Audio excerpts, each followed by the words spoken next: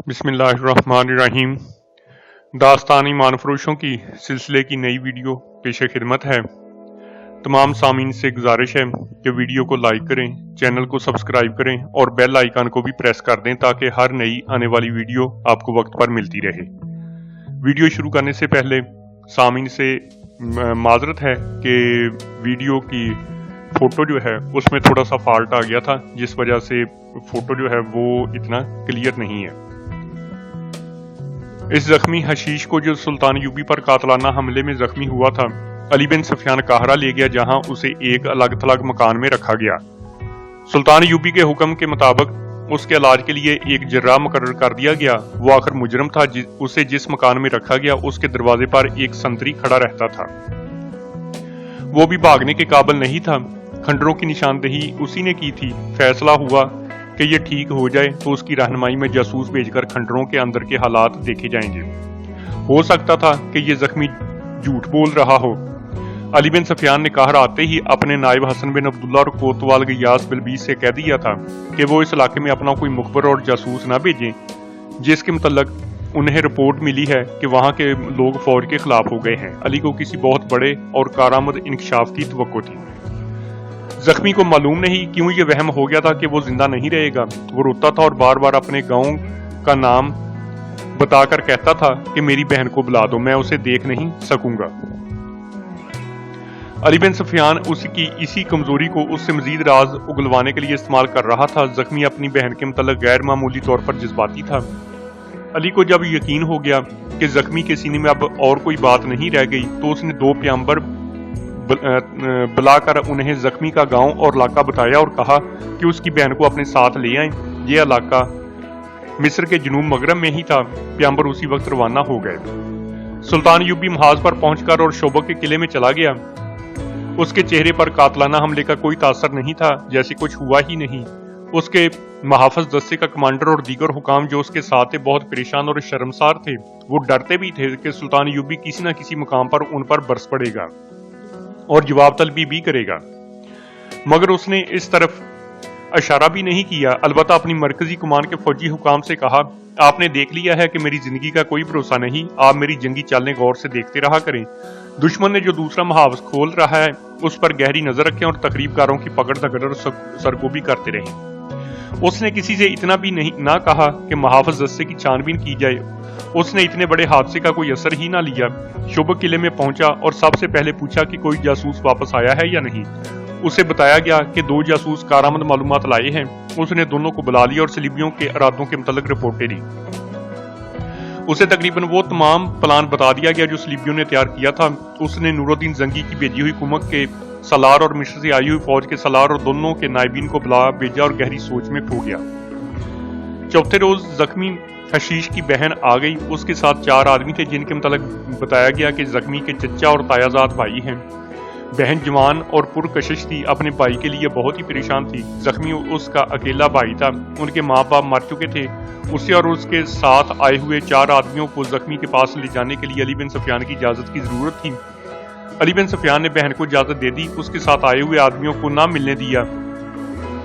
उन्होंने मिन्नत समाजत की और कहा कि वो इतनी दूर से आए हैं, इन्हें सिर्फ इतनी इजाजत दी जाए कि जख्मी को देख लें, वो कोई बात नहीं करेंगे। अली बिन सफियान ने इस तरह इजाजत दी कि खुद उनके साथ होगा और इन्हें फौरन बाहर निकाल देगा। उसने ऐसा ही किया। उसी वक्त इन सब को जख्मी के पास ले गया। बहन ने भाई को देखा तो उसके ऊपर गिर पड़ी, भाई का मुंह चूमने लगी और जारोगदार रोने लगी। दूसरे आदमियों के मुताबिक अली बिन सफियान ने जख्मी से कहा कि इनसे हाथ मिला लो, ये वापस जा रहे हैं। उसने चारों से हाथ मिलाया तो अली बिन सफियान ने उन्हें बाहर चले जाने को कहा और ये भी कह दिया कि वो आइंदा इसे नहीं मिल सकेंगे। वो चले गए। बहन ने अली बिन सफियान के कदमों में बैठकर उसके पांव पकड़ी और रो रो कर मिन्नत की कि उसे भाई की खिदमत के लिए वहीं रहने दिया जाए। अली बिन सफियान ने एक बहन की ऐसी जज्बाती इल्तिजा को ठकरा ना सका। उसने लड़की की जामे तलाशी ली और उसे वहीं रहने की इजाजत दे दी और वहां से चला गया। बहन भाई अकेले रह गए तो बहन ने भाई से पूछा कि उसने क्या किया है। भाई ने बता दिया। बहन ने पूछा कि उसके साथ क्या सलूक होगा। भाई ने जवाब दिया, अमीर मिस्र पर कातलाना हमले का जुर्म बख्शा तो नहीं जाएगा। अगर इन लोगों ने मुझ पर रहम किया तो सजाए मौत नहीं देंगे, सारी उम्र के लिए तहखाने की कैद में डाल देंगे। फिर मैं सारी उम्र तुम्हें नहीं देख सकूंगी। नहीं शारजा, भाई ने रंधियाई हुई आवाज में कहा। फिर मैं मर भी नहीं सकूंगा, जी भी नहीं सकूंगा। वो जगह बड़ी खौफनाक है جہاں مجھے ہمیشہ کے لیے قید کر دیں گے۔ بہن جس کا نام شارجہ تھا بچوں کی طرح بلبلا اٹھی۔ اس نے کہا کہ میں نے تمہیں اس وقت بھی روکا تھا کہ ان لوگوں کے چکر میں نہ پڑو، مگر تم نے کہا کہ صلاح الدین ایوبی کا قتل جائز ہے۔ تم لالچ میں آ گئے تھے، تم نے میری بھی پرواہ نہ کی۔ میرا کیا بنے گا؟ تم نہ ہوئے تو میرا آسرا کون ہوگا؟ زخمی بھائی کا ذہن تقسیم ہو گیا تھا، کبھی وہ پچھتاوے کی باتیں کرتا اور کبھی کہتا کہ وہ ان لوگوں کی جھانسی میں آ گیا تھا۔ اس نے یہ بھی کہا کہ صلاح الدین ایوبی انسان نہیں، خدا کا بھیجا ہوا فرشتہ ہے۔ ہم 4 ہٹے کٹے جوان مل کر اتنا بھی نہ کر سکے کہ اس کے جسم پر خنجر کی نوک سے خراشی ڈال دیتے۔ اس پر زہر نے بھی اثر نہیں کیا۔ اس اکیلے نے 3 کو جان سے مار دیا اور مجھے موت کے منہ میں ڈال دیا۔ یہ کہنے والے جھوٹ تو نہیں کہتے تھے کہ صلاح الدین ایوبی کا ایمان اتنا مضبوط ہے کہ اسے کوئی گناہگار قتل نہیں کر سکتا۔ بہن نے کہا تم چاروں مسلمان تھے، اتنا بھی نہ سوچا کہ وہ بھی مسلمان ہے۔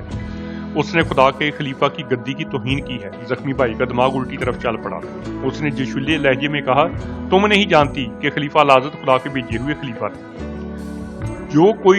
جو کچھ بھی تھا، بہن نے کہا، میں یہ جانتی ہوں کہ تم میرے بھائیوں اور مجھ سے ہمیشہ کے لیے جدا ہو رہے ہو، کہ میرا تمہارے بچنے کی کوئی صورت پیدا ہو سکتی ہے؟ شاید پیدا ہو جائے، بھائی نے جواب دیا۔ میں نے اس شرط پر انہیں سارے راز بتا دی ہیں کہ میرا گناہ بخش دیں، مگر میرا گناہ اتنا سنگین ہے کہ جو شاید نہ بخشا جائے۔ اس وقت زخمی کو سو جانا چاہیے تھا اور اسے اتنا زیادہ بولنا نہیں چاہیے تھا، کیونکہ پیٹ کے زخم کھل جانے کا ڈر تھا، مگر وہ بولتا جا رہا تھا اور بہن رو رہی تھی۔ بولتے بولتے اسے پیٹ کے زخم میں ٹیسیں محسوس ہونے لگیں اور وہ بے حال ہو گیا۔ اس نے بہن سے کہا شارجہ باہر جاؤ، کوئی آدمی ملے تو اسے کہو کہ طبیب یا جراح کو بلا دے، میں مر رہا ہوں۔ شارجہ دوڑتی باہر گئی، باہر سنتری کھڑا تھا۔ اس نے اسے بھائی کی حالت بتائی تو اس نے شارجہ کو اس جراح کے گھر کا راستہ بتا دیا جسے زخمی کی دیکھ بھال کے لیے مقرر کیا گیا تھا۔ اسے سختی سے حکم دیا گیا تھا کہ دن ہو یا رات زخمی کو زندہ رکھنے کی پوری کوشش کرے۔ وہ شاہی جراح تھا۔ شارجہ دوڑتی گئی، جراح کا گھر بالکل قریب تھا۔ شارجہ نے جراح کو بھائی کی حالت بتائی تو وہ بھاگم بھاگ آیا اور زخمی کو دیکھا۔ اس کے پیٹ کی پٹی خون سے لال ہو گئی تھی۔ جراح نے فوراً پٹی کھولی۔ خون بند کرنے کے لیے اس نے صفوف ڈالے اور بہت سا وقت صرف کر کے پٹی باندھی۔ خون بند ہو گیا۔ اس نے زخمی کو دوائی پلا دی جس کے اثر سے اسے نیند آ گئی اور وہ سو گیا۔ شارجہ اس جوان سال جراح کو حیرت اور دلچسپی سے دیکھتی رہی۔ اسے توقع نہیں تھی کہ اتنے رات گئے کوئی اس کے مجرم بھائی کو دیکھنے آ جائے گا، لیکن جراح دوڑتا آیا اور اس نے اتنے انہماک سے زخمی کی مرہم پٹی کی کہ شارجہ کو حیران کر دیا۔ زخمی کی آنکھ لگ گئی تو جراح نے آنکھیں بند کر کے اور ہاتھ اوپر اٹھا کر سرگوشی کی۔ زندگی اور موت تیرے ہاتھ میں ہے میرے خدا، اس بد نصیب کے حال پر کرم کر، اسے زندگی عطا کر خدا عز و جل۔ شارجہ کے آنسو نکل آئے، اس پر جراح کا تقدس طاری ہو گیا۔ اس نے جراح کے قریب 2 زانو ہو کر اس کا ایک ہاتھ پکڑا اور چوم لیا۔ جراح کے پوچھنے پر شارجہ نے بتایا کہ وہ زخمی کی بہن ہے۔ اس نے جراح سے پوچھا کہ آپ کے دل میں اتنا زیادہ رحم ہے کہ میرے بھائی کو آپ تکلیف میں نہیں دیکھ سکتے، یا اسے اس لیے زندہ رکھنا چاہتے ہیں کہ یہ آپ کو راز کی ساری باتیں بتا دے؟ مجھے اس سے کوئی دلچسپی نہیں کہ اس کے پاس کوئی راز ہے یا نہیں۔ جراح نے کہا میرا فرض یہ ہے کہ اسے زندہ رکھوں اور اس کے زخم بالکل ٹھیک کر دوں۔ میری نگاہ میں مومن اور مجرم میں کوئی فرق نہیں۔ آپ کو شاید معلوم نہیں کہ اس کا جرم کیا ہے، شارجہ نے کہا۔ اگر معلوم ہوتا تو آپ اس کے زخم پر مرہم رکھنے کی بجائے اس میں نمک بھر دیتے۔ مجھے معلوم ہے، جراح نے جواب دیا، لیکن میں اسے زندہ رکھنے کی پوری کوشش کروں گا۔ شارجہ اتنی متاثر ہوئی کہ اس نے جراح کے ساتھ اپنی باتیں شروع کر دی۔ اسے بتایا کہ اس کے ماں باپ اس کے بچپن میں مر گئے تھے۔ اس وقت اس کا بھائی 10-11 سال کا تھا۔ اس نے شارجہ کو پالا پوسا اور جوان کیا۔ اگر اس کا بھائی نہ ہوتا تو کوئی نہ کوئی اسے اغوا کر کے لے جاتا۔ بھائی نے زندگی بہن کے لیے وقف کر دی تھی۔ جراح انہماک سے اس کی باتیں سنتا رہا اور اسے اس خیال سے باہر صحن میں لے گیا کہ زخمی کی آنکھ نہ کھل جائے۔ جراح ایسے انداز سے شارجہ کی باتیں سن رہا تھا جیسے وہ رات یہیں گزارے گا، مگر وہ جانے لگا تو شارجہ نے اس کا ہاتھ پکڑ کر کہا آپ چلے جائیں گے تو مجھے ڈر آئے گا۔ جراح نے اسے بتایا کہ وہ اسے اپنے ساتھ نہیں لے جا سکتا اور اس کے ساتھ رہ بھی نہیں سکتا۔ جراح گھر میں اکیلا رہتا تھا۔ وہ شارجہ کی خاطر کچھ دیر اور رک گیا اور رات کے پچھلے پہر گیا۔ دوسرے دن کا سورج ابھی طلوع نہیں ہوا تھا کہ وہ زخمی کو دیکھنے آ گیا۔ اس نے رات والے انہماک سے اس کی مرہم پٹی کی، زخمی کو دودھ پلایا اور ایسا کھانا دیا جو شارجہ نے کبھی خواب میں بھی نہیں دیکھا تھا۔ اس دوران علی بن سفیان آیا، زخمی کی حالت دیکھ کر چلا گیا، لیکن جراح نہ گیا۔ وہ شارجہ کے ساتھ باتیں کرتا اور اس کی باتیں سنتا رہا۔ اس روز شام تک وہ 3 بار زخمی کو دیکھنے آیا، حالانکہ وہ صرف دوپہر کو آیا کرتا تھا۔ شام کو وہ چلا گیا تو زخمی نے اپنی بہن سے کہا، شارجہ میری ایک بات غور سے سن لو، میری زندگی اس جراح کے ہاتھ میں ہے، لیکن میں دیکھ رہا ہوں کہ تمہیں دیکھ کر یہ میرا علاج پہلے سے زیادہ اچھی طریقے سے کرنے لگا ہے۔ میں موت قبول کر لوں گا مگر اسے اتنی زیادہ قیمت نہیں دوں گا جو اس نے دل میں رکھ لی ہے۔ مجھے شک نہیں، یقین ہے کہ یہ مجھے زندہ رکھنے کے لیے تمہاری عزت کا نذرانہ لینا چاہتا ہے۔ میں تو اسے فرشتہ سمجھتی ہوں، شارجہ نے کہا۔ اس نے ابھی تک کوئی ایسا اشارہ بھی نہیں کیا اور میں بچی بھی تو نہیں، لیکن میں اسے ایسا سمجھتی نہیں۔ شارجہ کا انداز ایسا تھا جس نے بھائی کو شک میں ڈال دیا کہ وہ جراح میں دلچسپی لیتی ہے۔ اس رات جراح آیا، زخمی سو گیا تھا، شارجہ جاگ رہی تھی۔ وہ جراح کے ساتھ صحن میں گئی، کچھ دیر باتیں ہوتی رہیں۔ جراح نے اسے کہا کہ اس کا بھائی دوائی کے اثر سے اتنی گہری نیند سو گیا ہے کہ صبح تک اس کی آنکھ شاید نہیں کھلے گی، آؤ میرے گھر چلو۔ شارجہ کچھ جھجکی لیکن جراح کی پیشکش ٹھکرا نہ سکی، اس کے ساتھ چلی گئی۔ یہ خوبرو جوان سالہ اور حلیم طبع جراح اکیلا رہتا تھا۔ شارجہ بالغ دماغ لڑکی تھی، اسے توقع تھی کہ آج رات یہ آدمی اس کے سامنے بے نقاب ہو جائے گا، مگر ایسا نہ ہوا۔ وہ اس کے ساتھ ہمدرد دوستوں کی طرح باتیں کرتا رہا۔ لڑکی کو اس کے اتنے مشفقانہ سلوک نے پریشان کر دیا۔ اس نے بے اختیار سے پوچھا، میں صحرا کے دور دراز علاقے کی غریب سی لڑکی ہوں اور ایک ایسے مجرم کی بہن ہوں جس نے مصر کے بادشاہ پر قاتلانہ حملہ کیا ہے، اس کے باوجود آپ میرے ساتھ ایسا سلوک کیوں کر رہے ہیں جس کی میں حقدار نہیں؟ جراح نے مسکراہٹ کے سوا کوئی جواب نہ دیا۔ لڑکی نے صاف کہہ دیا، مجھ میں ایسی خوبی کے سوا اور کچھ بھی نہیں کہ میں جوان لڑکی ہوں اور شاید میری شکل و صورت بھی اچھی ہے۔ تم میں ایک خوبی اور بھی ہے جس کا تمہیں علم نہیں۔ جراح نے کہا، تمہاری عمر اور تمہاری ہی شکل و صورت کی میری ایک بہن تھی۔ جس طرح تم بہن بھائی اکیلے ہو، اسی طرح میں اور میری بہن اکیلے رہ گئے تھے۔ میں نے تمہارے بھائی کی طرح اپنی بہن کو پالا پوسا اور اپنی زندگی اور ساری خوشیاں اس کے لیے وقف کر دی تھی۔ وہ بیمار ہوئی اور میرے ہاتھوں میں مر گئی، میں اکیلا رہ گیا۔ تمہیں دیکھا تو شک ہوا جیسے میری بہن مجھے مل گئی ہے۔ اگر تم اپنے آپ کو جوان اور خوبصورت لڑکی سمجھتی ہو اور میری نیت پر شک ہے تو اس کا یہی علاج ہے کہ میں تم میں ایسی دلچسپی کا اظہار نہیں کروں گا جو اب تک کیا ہے۔ تمہارے بھائی میں پوری دلچسپی لیتا رہوں گا، اسے ٹھیک کرنا میرا فرض ہے۔ شارجہ رات دیر سے وہاں سے واپس آئی، جراح اس کے ساتھ تھا۔ لڑکی کے شکوک رفع ہو چکے تھے۔ دوسرے دن جراح زخمی کو دیکھنے گیا، اس نے شارجہ کے ساتھ کوئی بات نہ کی۔ وہ جانے لگا تو شارجہ نے باہر جا کر اسے روک لیا، وہ رو رہی تھی۔ اسے ڈر تھا کہ جراح اسے ناراض ہو کر چلا گیا ہے۔ جراح نے اسے بتایا کہ وہ ناراض نہیں، لیکن وہ اسے کسی اور شک میں نہیں ڈالنا چاہتا۔ رات کو جب زخمی سو گیا تو شارجہ وہاں سے نکل گئی اور جراح کے گھر چلی گئی۔ یہ اس کی بے تابی تھی جس پر وہ قابو نہ پا سکی۔ بہت دیر تک جراح کے پاس رہی، اس کے ذہن میں کچھ گانٹھیں پڑی ہوئی تھی جنہیں وہ کھولنا چاہتی تھی۔ اس نے جراح سے پوچھا، کیا خلیفہ خدا کے بھیجے ہوئے ہوتے ہیں؟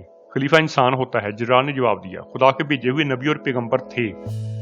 یہ سلسلہ رسول اکرم صلی اللہ علیہ وسلم پر ختم ہو گیا۔ صلاح الدین ایوبی خدا کا بھیجا ہوا ہے؟ نہیں، جراح نے جواب دیا، وہ بھی انسان ہے لیکن عام انسانوں سے اس کا رتبہ بلند ہے، کیونکہ وہ خدا اور خدا کے بھیجے ہوئے آخری رسول صلی اللہ علیہ وسلم کے عظیم پیغام کو دنیا کے گوشے گوشے میں پہنچانا چاہتا ہے۔ ایسے اور بہت سے سوال تھے جو شارجہ نے پوچھے اور جراح نے اس کے شکوک رفع کیے۔ اس نے کہا، پھر میرا بھائی بہت بڑا گناہ گار ہے، اگر اسے کوئی یہ بتا دیتا جو آپ نے مجھے بتائی ہیں تو وہ اس گناہ سے بچا رہتا۔ اب تو اس کی جان بخشی نہیں ہو جائے گی۔ ہو جائے گی، جراح نے اسے بتایا۔ اگر صلاح الدین ایوبی نے کہہ دیا کہ اسے زندہ رکھنے کی کوشش کرو تو اس کا مطلب یہ ہے کہ اسے سزا نہیں دی جائے گی۔ اسے چاہیے کہ گناہوں سے توبہ کر لے، مجھے پورا یقین ہے کہ اسے کوئی سزا نہیں دی جائے گی۔ میں ساری عمر صلاح الدین ایوبی کی اور آپ کی خدمت میں گزار دوں گی، شارجہ نے روتے ہوئے کہا، اور میرا بھائی آپ سب کا غلام رہے گا۔ وہ جذباتی ہو گئی۔ اس نے جراح کا ہاتھ پکڑ کر کہا، آپ مجھ سے جو قیمت وصول کرنا چاہیں میں دوں گی۔ آپ مجھے اپنی لونڈی بنا لیں، اس کے عوض میرے بھائی کو ٹھیک کر دیں، اسے سزا سے بچا لیں۔ قیمت اللہ سے وصول کی جاتی ہے، جراح نے اس کے سر پر ہاتھ رکھ کر کہا، بھائی کے گناہ کی سزا بہن کو نہیں دی جائے گی اور بھائی کی صحت کی قیمت بہن سے وصول نہیں کی جائے گی۔